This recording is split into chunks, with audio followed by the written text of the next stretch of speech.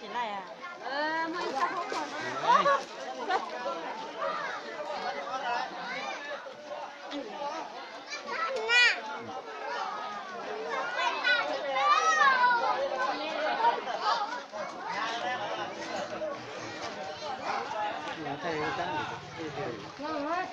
Ai đấy?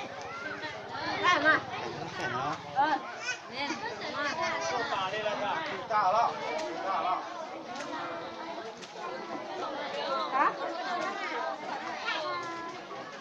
Ba chết ơi, cháu chỉ tao lửa.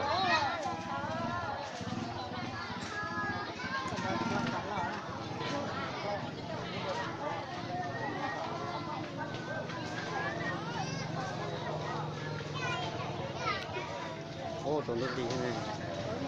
Ok à.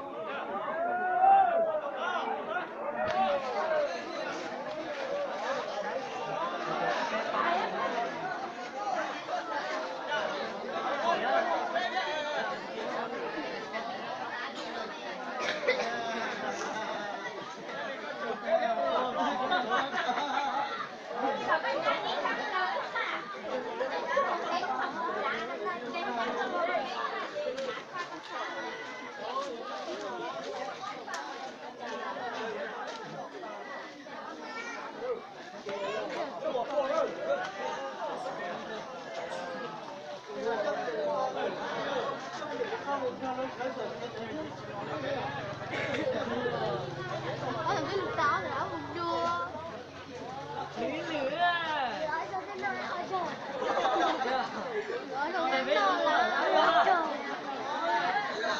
Lửa rồi thì thiết thả lại là có tua xong nó là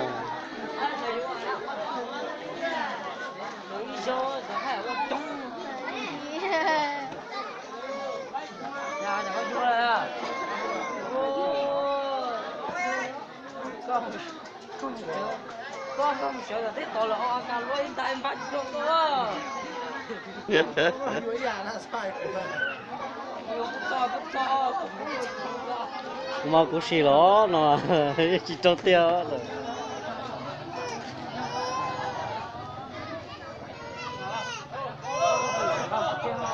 đi rồi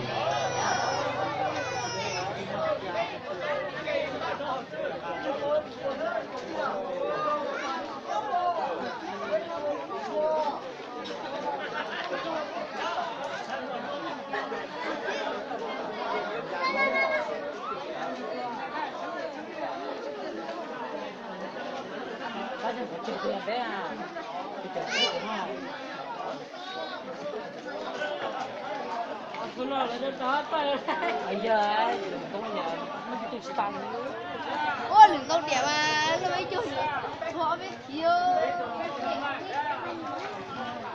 lông tí trâu tí người này liêu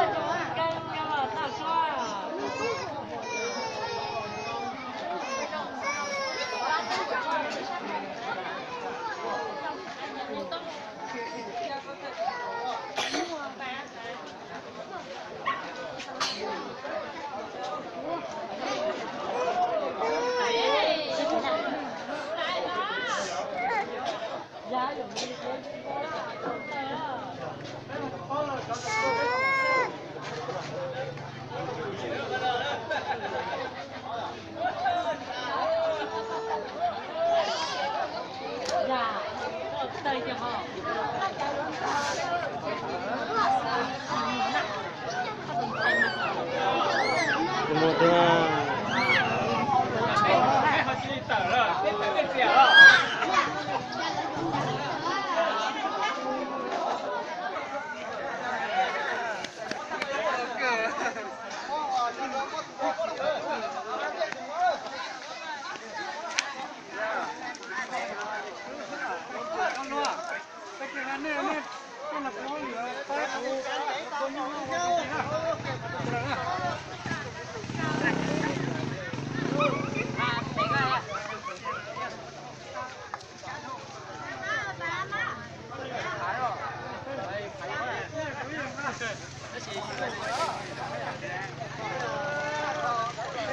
ngâm phở tre cho lại tụi nó phải ok ở chỗ chưa đã chưa đâu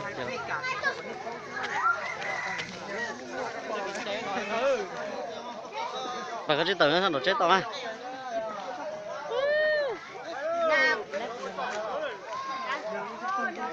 phải đi